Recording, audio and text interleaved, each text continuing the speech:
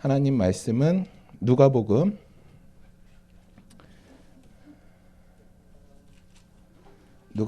11장 누가복음 11장 44절에서 54절까지 말씀. 누가복음 11장 44절로 54절까지.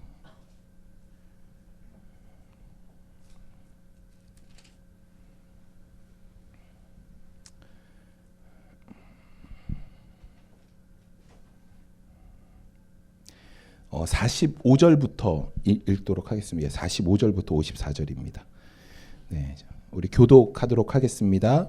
한 율법 교사가 예수께 대답하여 이르되 선생님 이렇게 말씀하시니 우리까지 모욕하심이니이다.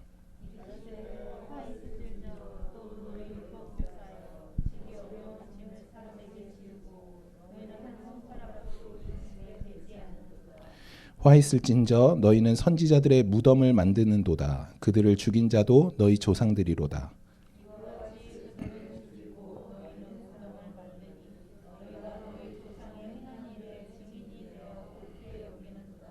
그러므로 하나님의 지혜가 일렀으되 내가 선지자와 사도들을 그들에게 보내리니 그 중에 더러는 죽이며 또 박해하리라 하였느니라.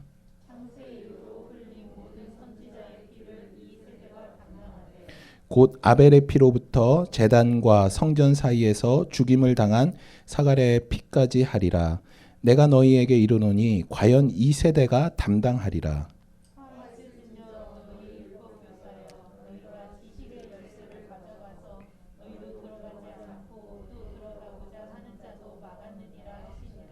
거기서 나오실 때 서기관과 바리새인이 거세게 달려들어 여러 가지 일을 따져 묻고 그 입에서 나오는 말을 책잡고자 하여 노리고 있더라. 아멘, 아멘. 감사합니다. 오늘은 52번째 우리 누가복음 시간입니다. 우리 지난주에는 우리 예수님이 바리새인들을 책망하셨죠. 우리 예수님이 바리새인을 책망하시는 장면을 우리가 지난주에 함께 나눴습니다. 오늘은 예수님이 이제 책망하시는 대상이 바리새인에서 이제 율법 교사로 바뀌게 됩니다. 예수님께서는 그 바리새인뿐만 아니라 지금 이 율법 교사에게까지 계속 말씀하시는 것이 화 있을진저. 이제 이것에 대해서 예수님이 말씀하세요. 그런데 저는 이 예수님의 화 있을진저라는 이 말씀이 어떤 분노에 찬, 화가 막 머리끝까지 오르셔서 막 그렇게 뿜어내시는 말씀이 아니라 그냥 슬픔의 말씀 같아요. 그냥 탄식의 말씀 같아요. 예수님께서 예루살렘을 보시면서 우시는 장면이 나와요. 그들이 죄에서 돌이키지 아니하심을 보면서 예수님이 그 예루살렘을 향해서 우셔요. 꼭 그러시는 것 같아요. 예수님이 그 바리새인과 그 율법 교사들을 바라보시면서 예수님이 그 슬픔과 탄식에서 화 있을진저, 이게 통곡하는 말씀이 아닌가라는 생각을 합니다. 만약에 이들이, 예수님은 그러셨을 것 같아요. 얘네들이 빨리 돌이켜야 되는데, 이거 돌이키지 않으면 이제 그 마지막 날에 분명히 심판받을 텐데 빨리 돌이켜야 되는데 그 마음이 예수님 안에 있는 것이에요. 그러니까 예수님의 말씀을 듣고 회개하고 돌이키는 자가, 여러분 11장 처음에 무엇라고 시작하죠? 예수님이 복이 있는 사람은, 예수님의 말씀을 듣고 회개하고 돌이키는 사람이 복이 있는 사람이다. 그렇기 때문에 바리새인과 그 율법 교사들을 향해서 돌이켜야 된다. 회개해야 된다. 예수님 지금 이렇게 말씀하고 있는 것입니다. 오늘 본문에서 책망의 대상이 이제 율법 교사죠.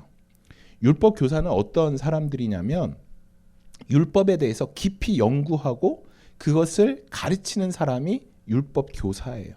그러니까 지금으로 따지면 신학대 교수님 이런 분들을 생각하시면 좋을 것 같습니다. 그러니까 성경에서 흔히 랍비라는 부분이 나오잖아요. 또 우리가 탈무드 볼 때 랍비 이야기 하잖아요. 그게 이제 성경 교사, 율법 교사를 가리켜서 이야기할 때 랍비라고 부르는 것이죠. 그러니까 바리새인 중에서도 이 상위 그룹, 성경을 가리키는 그런 권한을 가진 사람들, 성경을 연구하는 사람들, 상위 그룹에 속한 사람들이 바로 율법 교사였다라는 것입니다. 지금 그들이 예수님께 지금 이렇게 따지듯 묻는 거예요. 선생님, 이렇게 말씀하시니까 우리를 모욕하시는 것 같습니다. 예수님, 당신이 우리를 모욕하고 있어요. 이렇게 지금 예수님 앞에 따지면서 오늘 본문이 시작하고 있어요.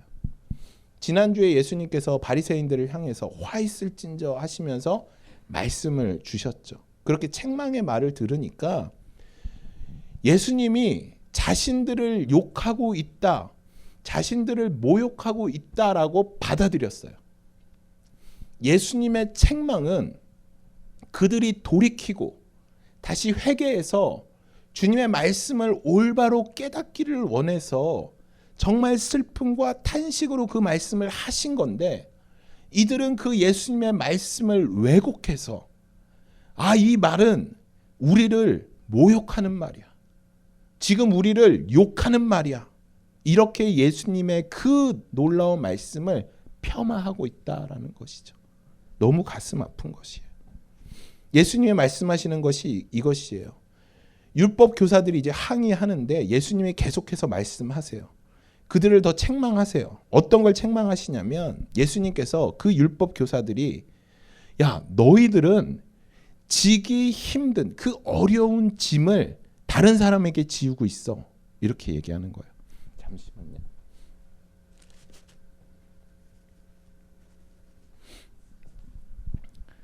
어려운 짐을 지우고 있다.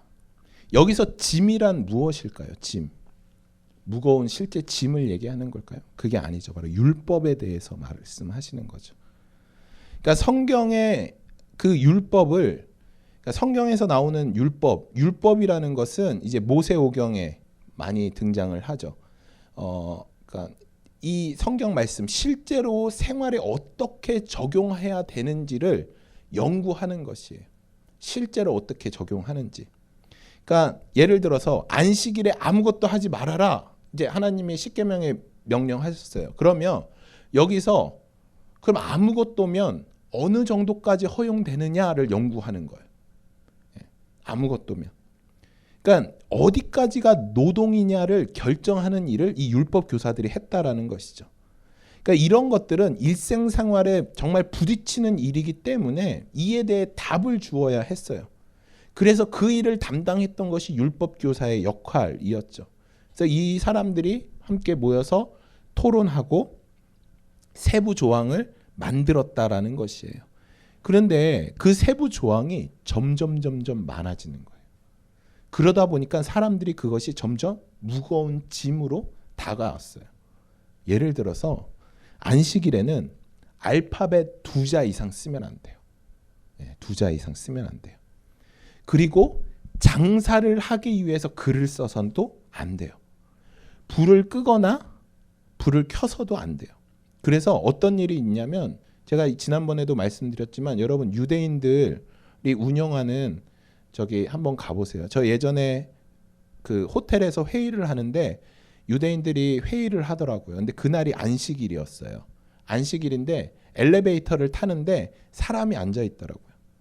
우리가 타면 눌러주지도 않아요. 그냥 우리가 눌러요, 엘리베이터 1층, 2층을. 근데 유대인들이 타면 그 사람이 눌러줘요. 그 사람이. 그게 노동이라는 거예요. 그 일을 안 해요. 실제로 그 이스라엘에 유학하신 분들 얘기를 들어보면, 목사님들 얘기를 들어보면 유대인들이 이제 사는 집 옆에 목사님들, 그 이방인들인 거죠. 우리는 있으면 갑자기 전화가 온대요. 왜? 그러고 가면 불을 켜달란대요. 아니면 가스불을 켜달라 그러던가. 왜냐면 그 일을 못 해요. 노동이기 때문에. 그러니까 이런 것들을 세부적으로 적다 보니까 율법에 대한 규정이 많아진 것이에요.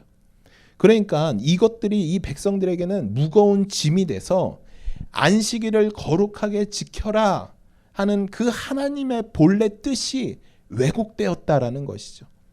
안식일을 거룩하게 지켜라를 우리에게 하나님이 주신 이유는 하나님의 뜻이 온전히 하나님만 바라보고 하나님 안에서 정말 진정한 쉼을 누리라고 그 안식일을 거룩하게 지켜라 이렇게 주신 것인데, 이렇게 많은 율법 규정 때문에 그 본래 의미는 사라졌다라는 것이에요. 그냥 이것 하면 안 돼, 저것 하면 안 돼, 그런 것 지키느라 하나님을 잊어버린 거죠. 또 이 율법 교사에게는 또 문제가 또 하나 있었어요. 어떤 것이냐면, 많은 율법 규정들을 만들어서 백성들에게 무거운 짐을 지게 한 것뿐만 아니라 정작 백성들이 율법을 제대로 지킬 수 있도록 그것을 돕고 가르치고 그것으로 격려를 해주고 다 잘 지킬 수 있게 해줘야 되는데, 이 율법 교사들이 한 게 뭐냐면 정죄하는 일이에요. 너 이거 안 지었어? 너는 죄인이야. 너 이거 안 했어? 너 잘못했어. 정죄하는 일을 했다라는 것이에요. 백성들이 안식일을 안 지키면 그들이 지킬 수 있게 같이 돕고 그것을 사랑으로 베풀고 했어야 하는데, 그들은 그들을 돕지 않고 그냥 정죄하는 자리에, 그들을 판단하는 자리에 앉아 있었다라는 것이죠. 그래서 주님이 이렇게 말씀하세요. 너희가 선지자들의 무덤을 만드는데 그 선지자들을 죽인 자들이 바로 너희 조상들이다. 여러분, 이게 무슨 말이냐면, 실제로 이스라엘에 가면 선지자들의 무덤이 있어요. 선지자들의 무덤이 있다고 해요. 그 무덤들은 과거에 이스라엘 사람들이 만든 것이에요. 그리고 그 무덤은 유대인들, 그러니까 이스라엘 사람들의 기독처가 돼요. 기도처. 그래서 그 무덤 앞에서 율법을 낭송하고 거기서 기도하고 그러는 사람들이 많이 있다라는 것이에요.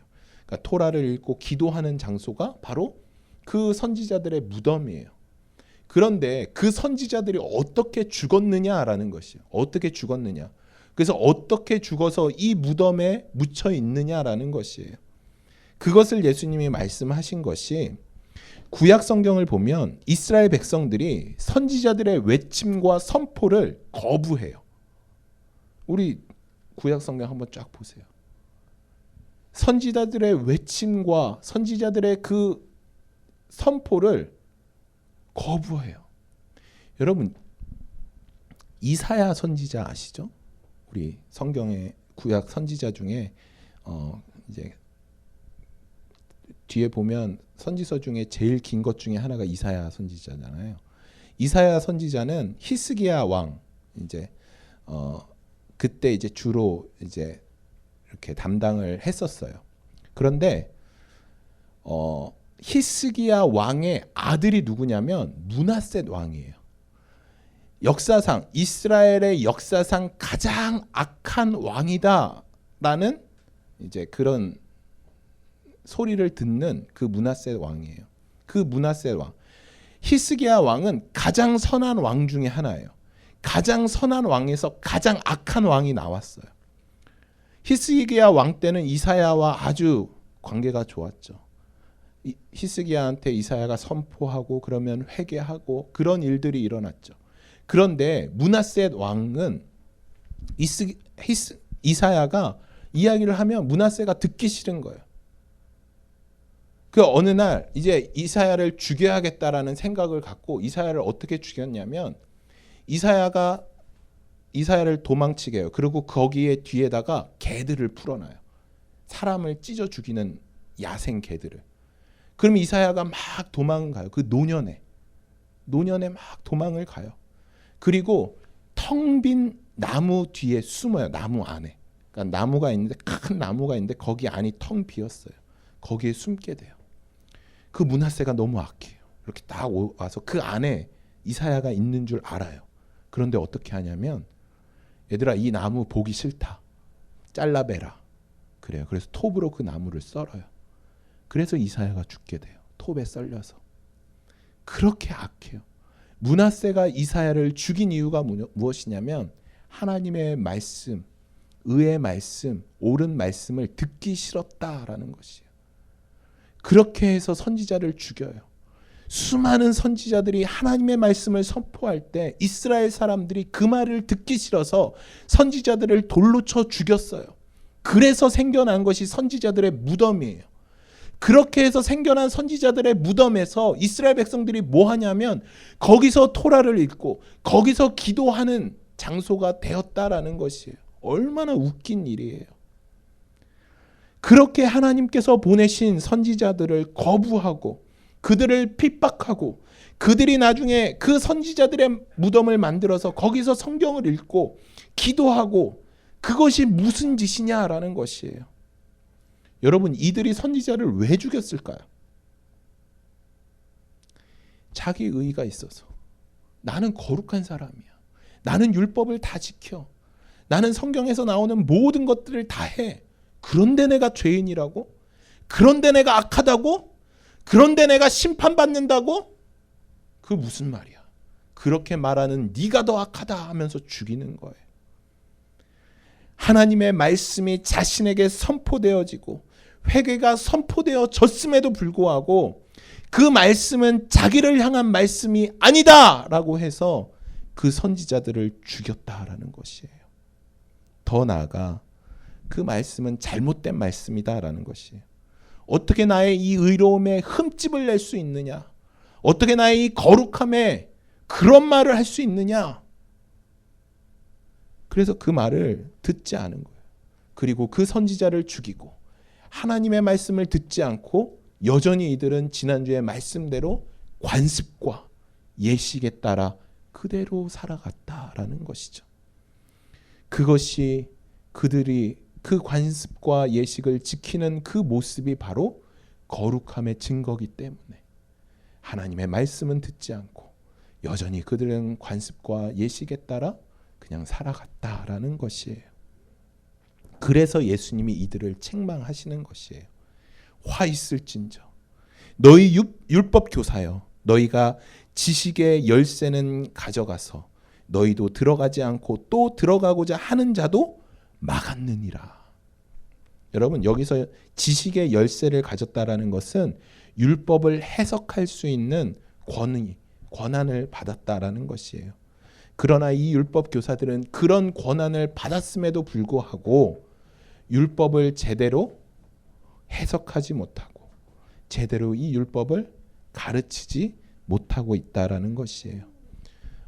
그런 이유로 무엇라고 말씀하시냐면 예수님이 소경을 인도하는 꼴이다 이렇게 말씀하시는 거예요. 소경이 소경을 인도하는 꼴이다. 지금 율법 교사들과 바리새인들은 예수님께 화 있을진저라는 책망을 받고 있어요. 디모데후서 3장 5절 말씀에 이런 사람들의 모습이 어떤 사람들인지 보여주고 있어요. 경건의 모양은 있으나 경건의 능력은 부인하는 자니 이 같은 자들에게서 내가 돌아서라. 여러분, 바리새인들과 율법 교사들에게 경건의 모양은 있어요. 모양이 있는 뿐만 아니라 대단했죠. 바리새인과 율법 교사들처럼 살아라. 절대 못 살아요. 그런 경건의 모양은 있었어요. 하지만 적어도 겉으로 보기에는 꽤나 거룩하고 의로워 보였지만 그런데 정작 그들에게는 무엇이 없었냐? 능력이 없었다라는 것이에요. 여러분, 여기서 말하는 능력이 뭘까요? 막 아픈 사람 손대면 막 다 치유되고 뭐 귀신이 나가고 막 그런 능력을 말하는 것일까요? 여기서 말하는 경건의 모양은 없으나 능력이 없다라는 이 능력은 무엇이냐면 변화예요. 변화되는 능력. 어떤 놀라운 은사들이 나타나는 것이 아니라 죽은 자가 살아나고 병자가 치유되고 귀신이 나가고 이런 능력이 아니라 경건의 능력은 변화라는 것이에요. 내 삶 가운데 겉으로만 아무리 열심을 내봐도 우리의 삶에는 진정한 변화가 오지 않아요. 여러분이 아무리 경건의 모양을 가지고 있어도 그 경건의 모양이 여러분들을 변화시켜주지 않는다라는 것이죠. 우리의 삶이 경건한 모양으로 많은 사람들이 인정하고 야, 너 진짜 경건하다. 야, 너 진짜 대단하다. 너는 어떻게 이렇게 신앙생활하냐? 야, 어떻게 그렇게 성경을 몇십 번을 읽고 몇백 번을 읽을 수 있냐? 너는 어떻게 기도를 그렇게 몇 시간씩 할 수 있냐? 너는 어떻게 그렇게 아침마다 묵상할 수 있냐? 수많은 경건의 모양으로 사람들이 여러분들을 인정한다 할지라도 그 경건의 모양으로는 여러분들이 정말 진정한 변화를 보지 못한다라는 것이죠. 나를 진짜 변화시킬 능력이 없는 것. 여러분, 많은 사람들은 절대 이렇게 얘기해요. 변화되지 않는다. 어떻게 사람이 변화될 수 있어? 그 본래 성격 어디 가? 세상 사람들이 말하는 거 맞아요. 사람은 절대 변화되지 않아요. 변화되지 않아요. 변화는 예수 그리스도를 통해서만 이루어져요. 여러분, 변화는 내가 아무리 여러분 절제하고 내 몸을 깎고 내가 아무리 노력해도 여러분 얼마 몇 년 그 모습이 나타날 수 있어요. 그런데 정작 내 뭔가 이렇게 확 할 때 내 본성이 나와요. 내 힘과 능력으로는 한계가 있어요. 그런데 예수님을 믿을 때 진짜 변화가 일어난다라는 것이죠. 죽은 자에서 산 자로 변화되는 것이에요. 이전 것은 지나갔으니 보라, 무엇이 되었도다? 새 것이 되었도다. 여러분, 우리가 예수님을 믿으면 이렇게 생각하시면 절대 안 돼요. 내가 발전됐구나. 내가 뭔가 업그레이드 됐구나. 예수님을 믿음으로 우리가 업그레이드 되는 게 아니에요. 내가 예수님을 믿음으로 내가 조금 성숙해져 가는 게 아니에요. 예수님을 믿기 전과 믿고 난 뒤는 완벽한 변화예요. 이 변화는 무엇이냐면 이전 것은 지나갔다. 보라, 새 것이 되었다라는 것이에요. 중고를 깨끗하게 닦아서 새 것처럼 보여지는 것이 아니라 완전한 새 것이 되었도다. 여러분, 그것이 바로 우리의 모습이라는 것이에요. 예수님을 믿기 전과 믿고 난 뒤에 우리의 모습은 새 것이에요. 완전한 변화가 이루어진 삶이라는 것이에요. 그리스도를 통해서 새로운 피조물이 되는 삶. 이것을 가능케 하시는 이가 바로 누구냐면 예수 그리스도다라는 것이죠. 예수님이 내 삶의 주인이 되실 때 비로소 우리가 이 변화를 경험할 수 있다라는 것이에요. 세상 사람들은 사람은 절대 변화될 수 없어. 맞는 말이에요. 세상적인 기준이에요. 그러나 여러분, 예수님으로 변화될 수 있어요. 문제는 무엇이냐면 유대인들처럼 아무리 선지자들과 그들의 신앙의 선조들을 존경하면서 그들 무덤에서 기도하고 율법을 낭송한다 해도 그들의 삶은 변화가 없어요. 하나님께서 진짜 원하시는 것은 그들이 선지자들의 선포된 그 말씀을 어떻게 하냐, 듣고 그 말씀 앞에 진정한 회개하며 반응할 때 그들에게 변화가 일어난다라는 것이에요. 여러분들이 아무리 이 예배당에 나와서 경건한 모양을 갖고 이 자리에 앉아 있다 해도, 여러분들이 아무리 경건한 모양으로 손을 들고 눈물을 흘리며 찬양을 한다 해도, 아무리 여러분들이 경건한 모양으로 이 자리에서 기도하고 있다 해도 진정 그 안에 예수 그리스도가 주인된 삶이 아니라면 여러분 삶은 변화가 없는 것이에요. 경건의 모양만 갖고 있다라는 것이죠. 제가 신학교 처음 들어갔을 때 교만이 머리 끝까지 찼어요. 제가 지금 그때 생각하면 너무 창피해서 고개를 쳐받고 싶어요. 이제 제가 그 신학교 처음 들어가서 한창 막 할 때 예배를 월요일 빼고 화, 수, 목, 금, 토 주일날 드렸어요. 일주일 내내 월요일 하루 빼고 드려요. 화요일은 화요 모임, 수요일은 수요 예배, 목요일은 목요 모임, 금요일은 금요 차례, 토요일은 학생회, 중고등부 예배, 주일은 주일 예배. 그리고 매일 드렸어요. 근데 이제 제가 인도하는 예배가 있고 대부분이 이제 제가 가서 참여하는 거잖아요. 이제 수많은 강사분들이랑 목사님들이 설교를 해요. 그러면 제 자세가 뭐냐면 이제 딱 뒤에 손을 딱 뻗어요. 그리고 그때가 대학교 1, 2학년 때예요. 1, 2학년 때는 수업을 뭘 듣냐면 신학 수업을 거의 안 들어요. 교양 수업만 들어요. 그냥 명색의 신학생이라는 타이틀만 갖고 있고 성경은 쥐뿔 모를 때예요. 배우지도 않아서. 근데 설교를 딱 하면 이제 옆에 있는 사람들한테 저건 뭐 좀 신학적으로 문제가 있는데 저건 좀 조직 신학적으로 조금 문제가 있는데 설교 깊이가 없네. 말씀이 저기서 조금만 더 들어가야 되는데 치고 빠지네. 제가 이 얘기를 막 옆에 이제 후배들한테 이제 막 이러면 또 옆에 있는 후배들이 그렇죠. 그래요. 저기서 설교 저 성경 본문은 저렇게 해석하면 문제가 돼. 앞뒤 이게 좀 문제가 돼. 좀 이렇게 딱 해야지. 정말로 모든 설교를 이렇게 판단했어요. 저는 지금도 잘 몰라요. 조직 신학이 뭔지 이게 어떤 건지 아직도 몰라요. 대학교 1학년 때는 얼마나 몰랐겠어요. 아무것도 알지도 못한 때 설교를 그렇게 판단하기 시작했어요. 그 제 안에 뭐가 생기냐면 은혜가 사라지기 시작해요. 모든 것들이 그렇게 판단의 기준이 생기니까 은혜가 사라지는 거예요. 제가 성가대를 했거든요. 대학교 1학년 때 교회 성가대를 했는데 성가대가 어디에 앉았냐면 목사님 강대상이 여기 있으면 성가대가 여기 앉아요. 다 보여요. 2층까지 있는 모든 사람들이 성가대에 있는 사람들이 다 보여요. 근데 제가 또 어디 앉아 있냐면 베이스였기 때문에 키가 커다고 맨 끝에 앉았어요. 그러니까 저를 등치도 크잖아요. 모든 사람이 저를 다 주목하고 볼 수 있어요.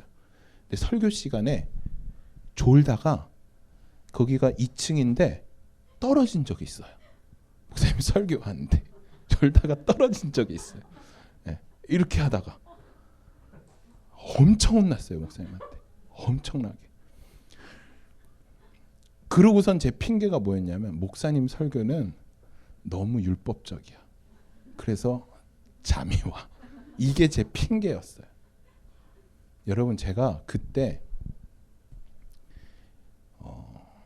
주님이 저를 얼마나 혼냈는지 모르겠어요. 제가 주님 앞에 엄청나게 회개했어요. 그리고 제가 다짐한 게 있어요. 내가 어떤 설교든 모든 설교를 정신 차리고 듣는다. 전사님 설교든 신학생 설교든 어떤 설교든 내가 절대 졸지 않고 절대 딴짓하지 않고 모든 설교는 집중해서 판단하지 않고 듣겠다. 이 각오를 그때 했어요. 여러분 우리가 판단의 자리에 정죄의 자리에 어떤 경건의 모습을 그런 모습으로 우리가 서 있게 되면 우리에게 은혜가 사라져요. 은혜가 사라져요. 주님이 하시는 말씀이 무엇이냐면 그 안에 내가 생명의 말씀 하나님이 나에게 무엇라고 말씀하시는지 하나님이 나에게 어떤 뜻과 어떤 말씀을 하는지 그것을 내가 듣기 위해 캐치하기 위해 내 온 집중 온 마음을 다해서 거기에 있어야 우리가 변화되는 것이에요. 변화는 경건의 모양으로 이루어지지 않습니다. 변화는 하나님이 내 안에 오셔서 그 하나님과 함께함으로 하나님이 나에게 어떤 말씀을 하시는지 하나님이 나에게 어떤 것을 원하시는지 내가 집중하고 그 안에 있을 때만 우리가 변화될 수 있다라는 것이에요. 여러분 삶을 재정비하시기를 소망합니다. 나는 과연 경건의 모양만 있는가? 아니면 경건의 능력도 내가 가지고 있는가? 내 삶이 변화되었는가? 예수님 믿기 전과 예수님 믿은 후에 내 모습이 변화가 있는가? 여러분 이것이 여러분의 기준이 되기를 간절히 소망합니다.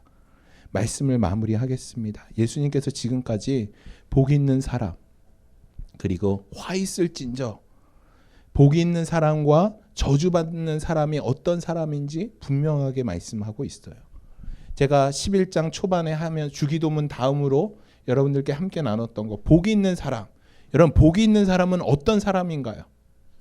복이 있는 사람은 하나님의 말씀을 듣고 지키는 자가 복이 있다. 예수님이 말씀하셨죠. 그리고 화 있을진저 저주받는 사람은 어떤 사람인가? 겉으로만 행하는 사람. 여러분, 하나님의 말씀을 듣고 지키는 자는 겉으로 행하는 것을 말하는 것이 아니에요. 하나님의 말씀이 내 삶 가운데 들어오면 그 말씀에 의해서 내가 반응이 일어나요. 아무리 하나님의 말씀이 선포되어져도 그 말씀 가운데 반응이 일어나지 않는 사람들이 있어요. 하지만 진짜 하나님의 말씀이 내 삶 가운데 들어와서 내가 그 말씀을 취하고 그 말씀으로 더불어서 내가 살아갈 때 그 말씀의 능력이 우리의 삶을 변화되게 해요. 이것이 바로 하나님의 말씀을 듣고 그 말씀을 지키는 자라는 것이에요. 행위를 말하는 것이 아니에요. 하지만 저주받는 사람, 화가 선포되는 사람은 어떤 사람이냐? 하나님의 말씀을 듣는데 그것이 그냥 나의 모양으로만 나타나요. 사람들에게 보이기 위해서, 사람들에게 인정받기 위해서. 분명한 차이죠. 여러분 마음 가운데 하나님의 말씀이 심겨지기를 소망합니다. 그래서 여러분 삶이 변화되어야 돼요. 여러분, 제가 정말 간절히 소망하는 것, 여러분들 매일 제가 기도할 때마다 제 마음 가슴을 치면서 기도하는 것이 무엇이냐면, 하나님 제발 우리 복음교회 성도님들 변화되게 해주세요. 이 변화는 여러분 드러나요. 예수 그리스도의 향기가 드러나. 예수 그리스도의 편지가 되는 것. 정말 제가 간절히 원합니다. 2022년도 여러분, 경건의 모양은 있으나 경건의 능력이 없는 그런 화 있을진저 저주받은 우리의 삶이 아니라 하나님의 말씀을 듣고 그 말씀으로 인해서 내가 변화된 삶, 주님과 함께하는 삶, 예수 그리스도가 내 삶의 주인된 삶, 이 삶으로 변화되시기를 간절히 소망합니다. 함께 기도하겠습니다.